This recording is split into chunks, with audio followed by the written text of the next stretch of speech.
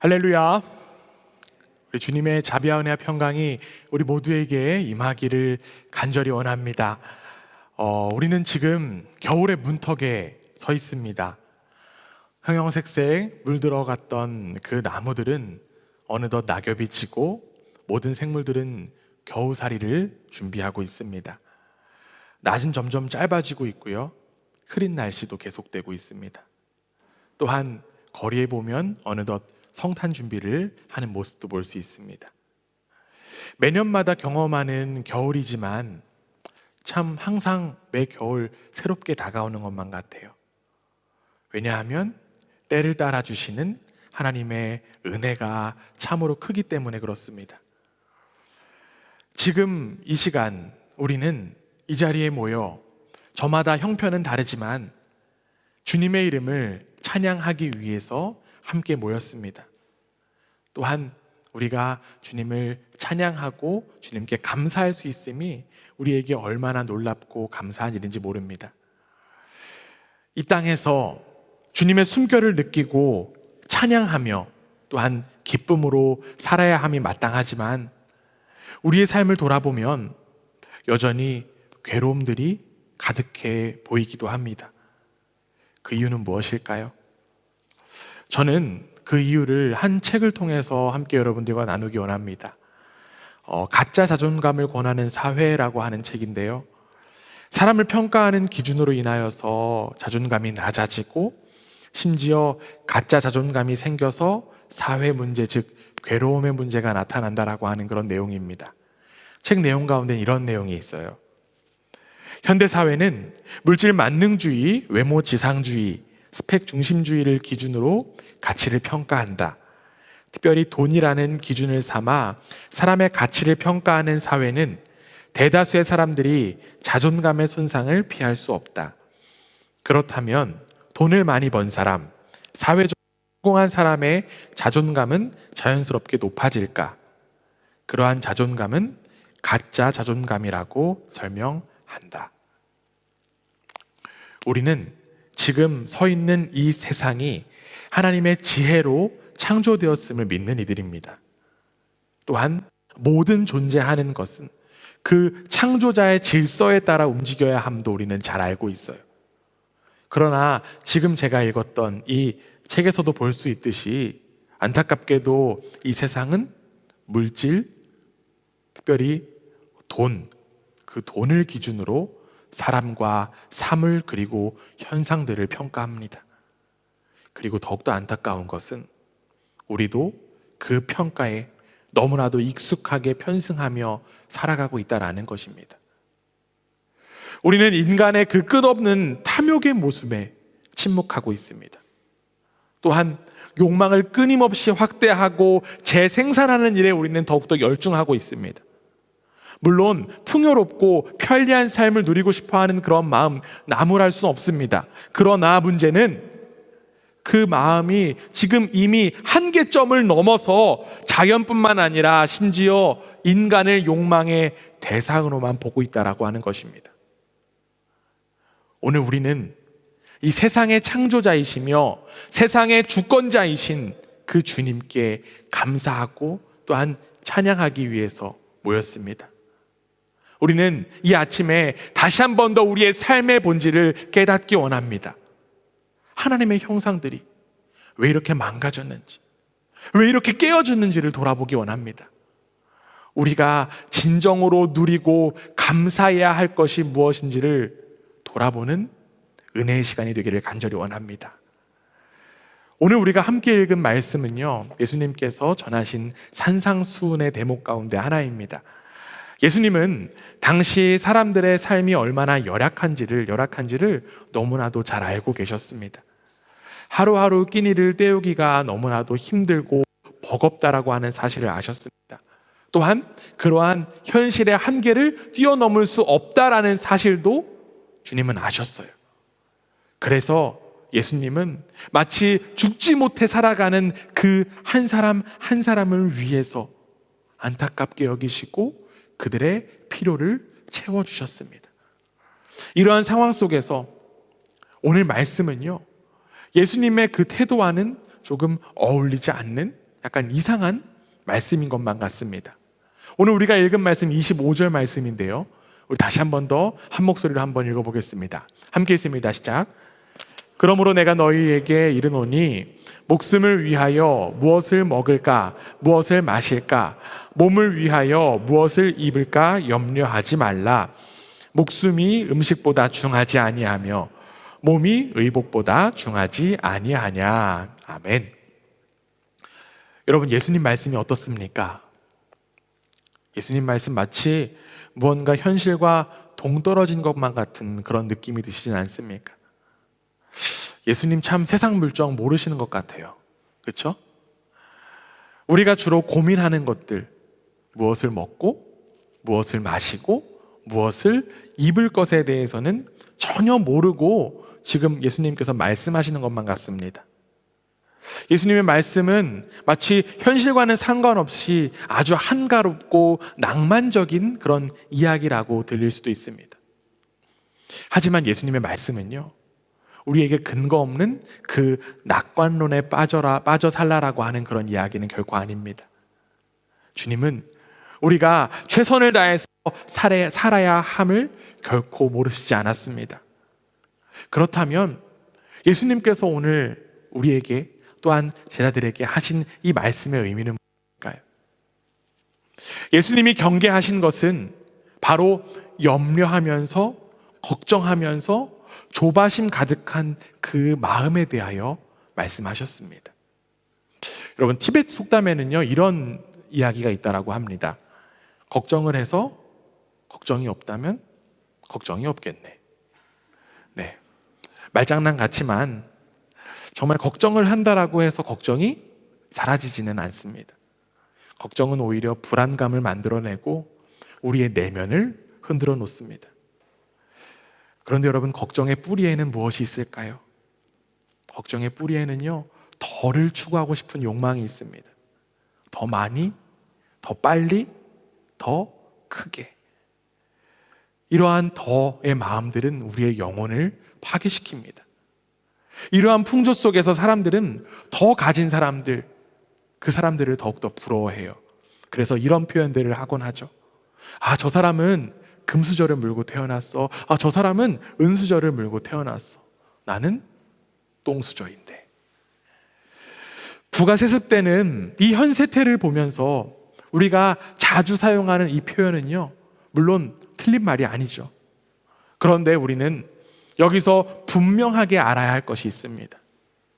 이러한 풍조, 이러한 이야기는 돈이라고 하는 것을 주된 가치로만 봤을 때 허용되는 이야기입니다. 미국의 42대 대통령이었던 빌 클린턴의 아내 되었던 힐러리 클린턴이 이제 방글라데시를 방문했다라고 해요. 그 방글라데시의 마이샤히티라고 하는 마을을 방문했습니다. 그리고 그곳에 사는 여성들과 이야기를 나눌 수 있는 기회를 가졌다고 합니다. 힐러리는 이제 그녀들에게 질문을 하면서 그들이 삶이 조금 더 개선되었고 행복하게 되었다라는 이야기를 들으면서 흐뭇했습니다.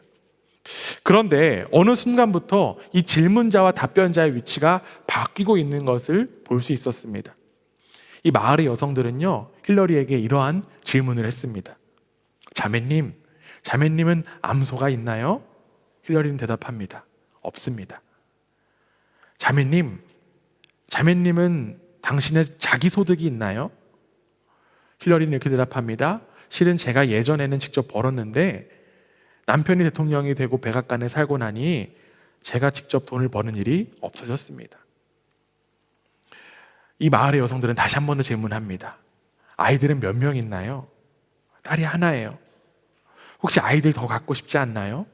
네, 하나 둘쯤은 더 갖고 싶긴 해요. 하지만 우리는 딸 하나와 너무나도 행복하게 지내고 있어요. 이 마이샤이티 마을의 여성들은요, 이 힐러리의 대답을 듣고 수근거리기 시작했어요. 참 안 됐네. 힐러리 부인은 암소도 없고 자기 소득도 없고 아이도 한 명밖에 없으니 참 안 됐네. 이 방글라데시 농촌의 여성들의 눈으로 볼 때 힐러리는 결코 힘이 있는 그런 사람이 아니었습니다. 그들은 힐러리에게 동정심을 느꼈습니다. 이 내용은요, 힐러리에게 암소를이라고 하는 책에 나온 내용입니다.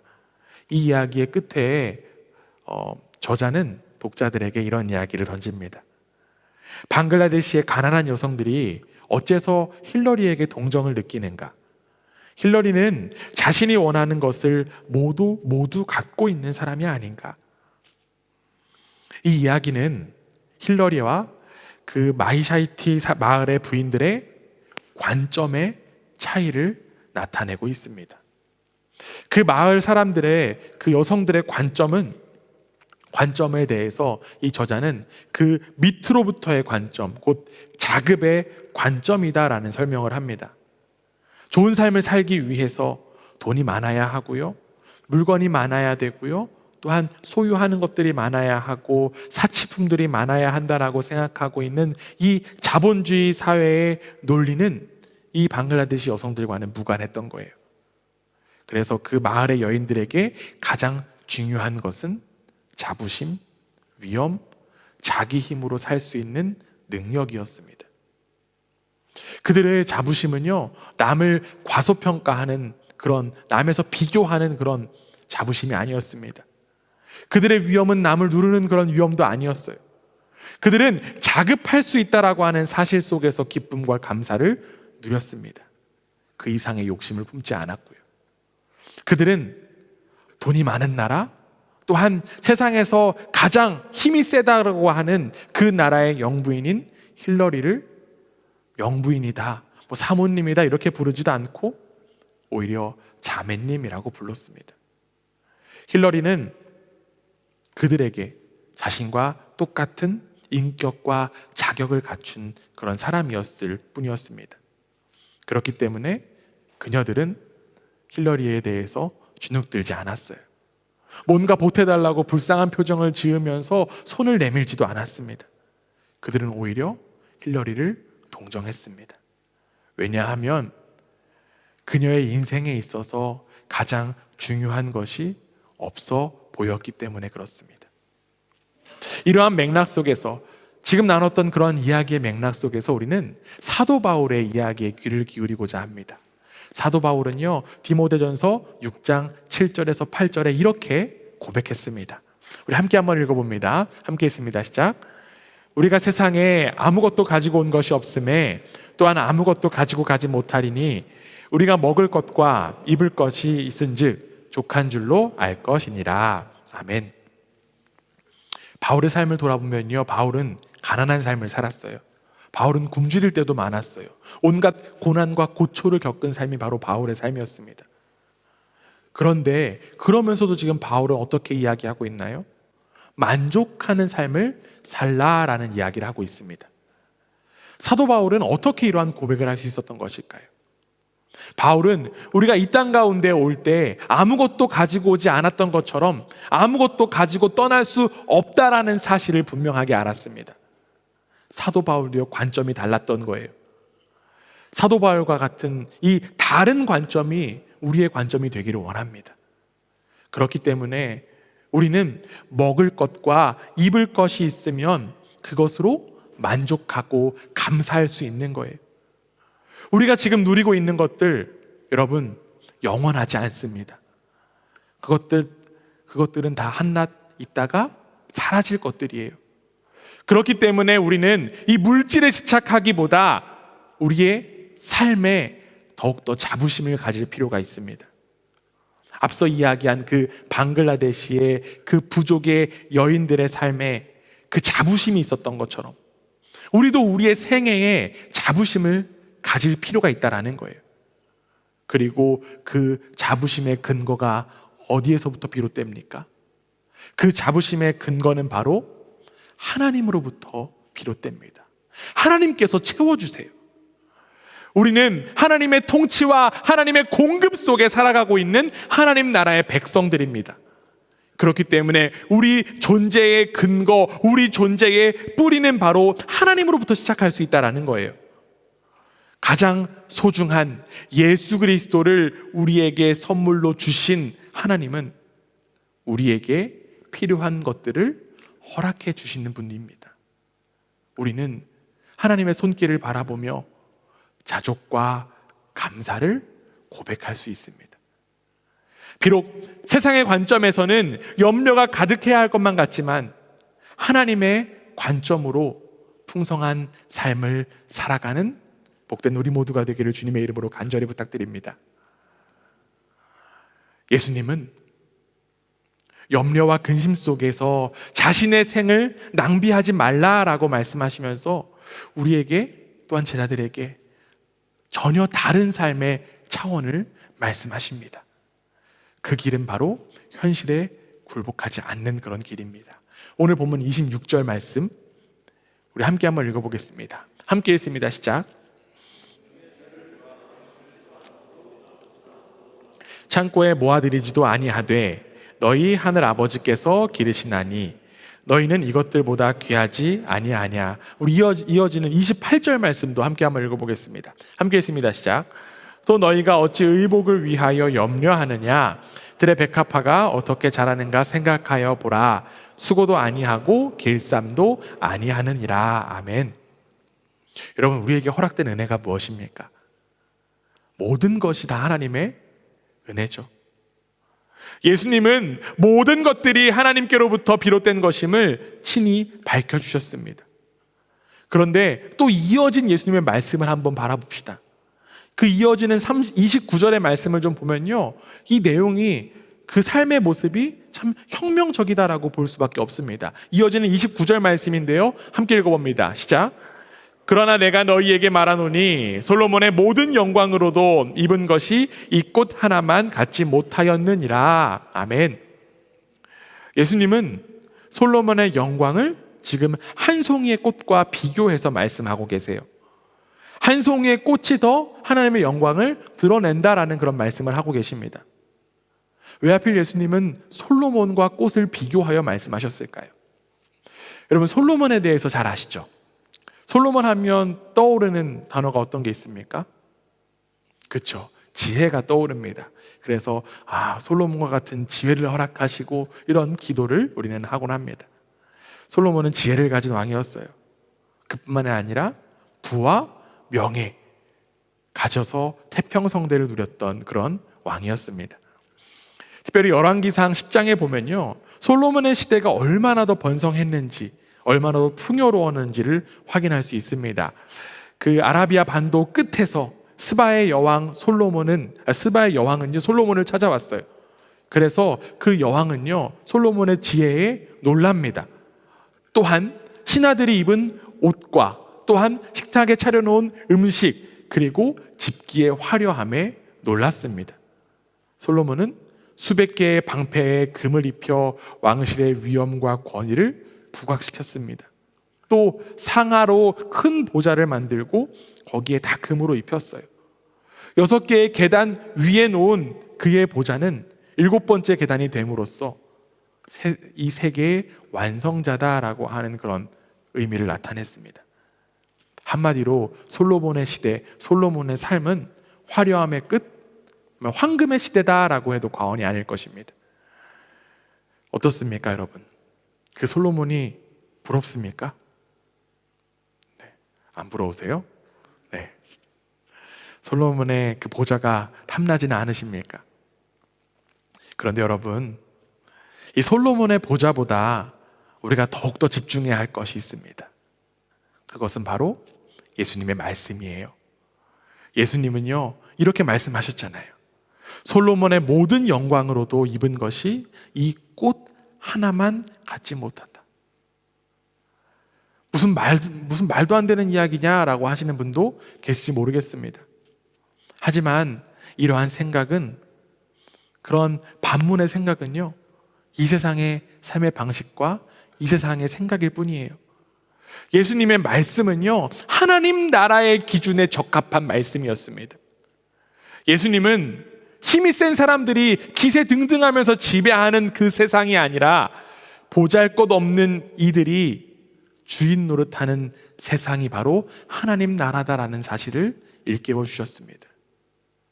스스로 경건하다라고 자부하는 바리새인들이 그 나라의 하나님 나라의 주인이 아니라 오히려 세리와 창녀가 그 나라에 들어간다라고 말씀하셨어요.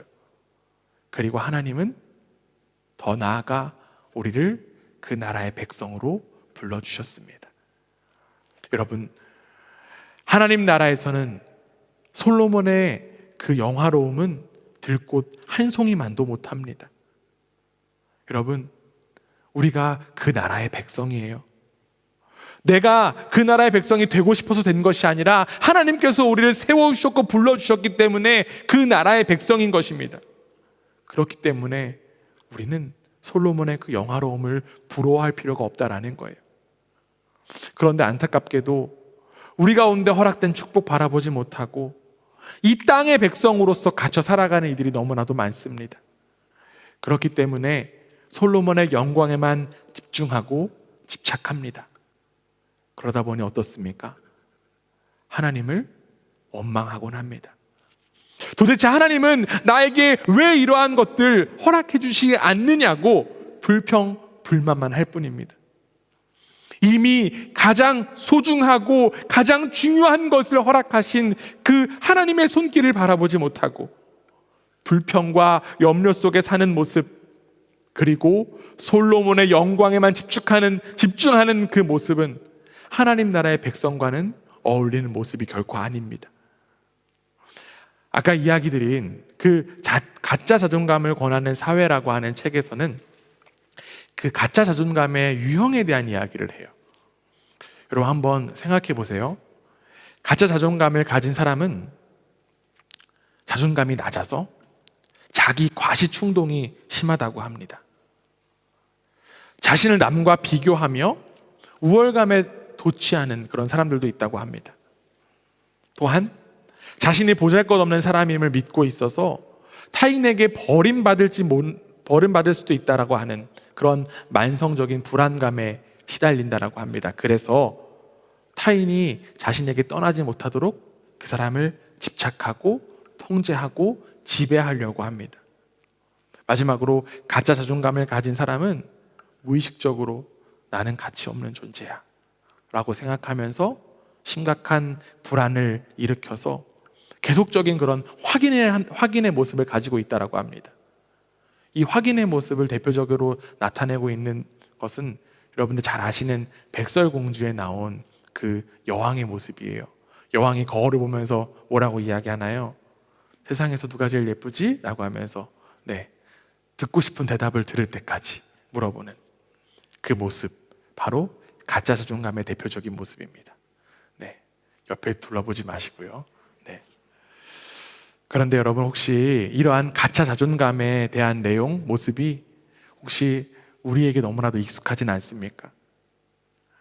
우리는 사회가 평가하는 가짜 기준에 맞춰서 살고 있기 때문에 우리가 너무나도 그러한 것에 흔들리고 있지는 않습니까? 사회가 세운 그 기준을 채우지 못해서 우리는 늘 욕망을 품습니다. 그리고 그 욕망을 다 해결하지 못해서 안타까운 선택을 하는 이들도 있습니다. 이는 돈과 명예와 권력과 쾌락을 많이 가진 사람에게도 동일하게 나타나는 현상들입니다. 그런데 여러분, 우리는 달라야 돼요. 하나님 나라 백성인 우리는 달라야만 합니다. 우리의 관점과 기준은 이 땅에 있는 것이 아니라 하나님 나라에 있습니다. 하나님 나라의 백성은요, 하나님의 통치를 신뢰하는 사람들입니다. 그 사실을 기억하고 작고 낮은 자의 하나님이 우리를 하나님 나라의 백성으로 불러주셨다라는 사실을 받아들이고 감사로 고백하며 풍성한 삶을 누리는 우리 모두가 되기를 주님의 이름으로 간절히 부탁드립니다.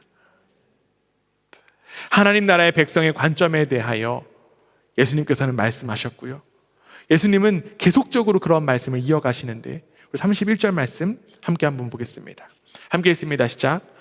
염려하여 이르기를 무엇을 먹을까, 무엇을 마실까, 무엇을 입을까 하지 말라. 예수님은 아무것도 염려하지 말라라는 말씀하세요. 여러분, 우리는 그 염려 속에서 가짜 자존감 가질 필요가 없습니다. 우리의 자존감, 우리의 자존감은 무한하시고 영원하신 그 헤세드의 사랑을 가르치신, 나타나신 그 하나님으로부터 오기 때문입니다. 아무것도 염려하지 말라라고 가르쳐 주신 예수님은 삶의 우선순위가 무엇임을 우리에게 알려주십니다. 우리 33절 말씀, 우리 이전에도 함께 한번 나눴던 말씀인데요, 함께 그때의 마음을 떠올리면서 함께 읽어보겠습니다. 함께 했습니다. 시작. 그런즉 너희는 먼저 그의 나라와 그의 의를 구하라. 그리하면 이 모든 것을 너희에게 더하시리라. 아멘. 우리가 아주 잘 아는 말씀이고 우리에게 익숙한 말씀입니다. 그런데 우리가 너무 익숙하기 때문에 우리는 너무 이 말씀을 소홀히 여길 때가 있어요. 여러분, 우리의 신앙을 돌아보기 원합니다. 우리의 삶을 돌아보기 원합니다. 우리는 습관적으로 자신의 이익과 유익만을 구합니다. 이러한 욕심과 욕망 앞에서 주님의 말씀 어떻습니까? 그 말씀은 우리의 삶에서 곁가지에 불과해요. 문제는 이런 이들은 신앙을 자기 방식대로, 하나님의 기준이 아닌 세상의 기준으로 하나님을 믿는다라고 하는 것입니다. 그렇기 때문에 배우려고 하지도 않아요. 듣지도 않습니다. 겉보기에는 어떻습니까? 아주 헌신적이고 믿음이 좋은 사람인 것처럼 보이지만 그 내면을 살펴보면 어떨까요? 가짜 자존감이 가득한 사람일 수 있다라는 거예요. 그렇기 때문에 만나는 사람들에게 그 가슴팍에 대못을 쾅쾅 받습니다. 모태신앙이라고 평생 교회를 다니면서 여전히 옛사람의 모습을 죽이지 못한 그러한 모습일 뿐입니다. 우리는 마음의 중심에 하나님을 반드시 두어야만 합니다. 그리고 주어진 일상의 중심에도 하나님을 반드시 두어야만 합니다. 학교에서나 직장에서나 가정에서나 심지어 여러분들이 놀는 그 자리에서도 모든 순간순간마다 하나님의 중심에 두고 하나님의 현존을 경험해야만 합니다. 그러면 하나님의 자비하심을, 하나님의 살아계심을 경험할 수 있습니다. 하나님의 숨결과 하나님의 손길을 느낄 수 있습니다. 우리는 다음 주일을 추수감사 주일로 지켜 예배합니다. 추수감사 주일에 우리가 마냥 감사 찬양을 한다라고 해서 우리의 감사의 표현, 우리의 예배는 끝난 것이 아닙니다. 우리의 진정한 감사는 하나님을 창조주로 모시는 것에서부터 시작됩니다. 하나님을 세상의 주권자로 모시는 것에서부터 시작됩니다. 하나님을 세상의 통치자로 모시는 것에서부터 시작됩니다. 우리의 존재는 하나님과 비교해서 한낱 미물에 불과해요. 그러나 이러한 미물에 불과한 우리에게 하나님은 꿈을 허락하십니다. 그 꿈이 무엇입니까? 바로 하나님 나라와 하나님의 의라는 사실입니다. 이 꿈들 우리의 힘으로는 결코 감당할 수 없습니다.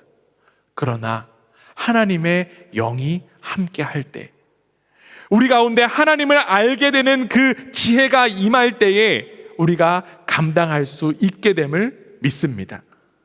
지혜의 마음을 얻는 자는 이 세상에서 하나님의 숨결을 읽을 수 있습니다. 여러분, 미술관 가본 적 있으시죠? 네. 유럽에 살면서 또 없다고 하시면 안 돼요. 한 번씩은 다 가보셨을 거예요. 미술관에 가서 작품을 보면 이 작품이 너무 좋고 감동받으면 그 다음 뭐를 봅니까?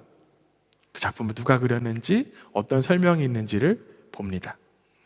그 그림에 대한 감동이 있기 때문에 우리는 자연스럽게 그 설명에 집중할 수밖에 없어요. 누가 그렸고 언제 그렸고.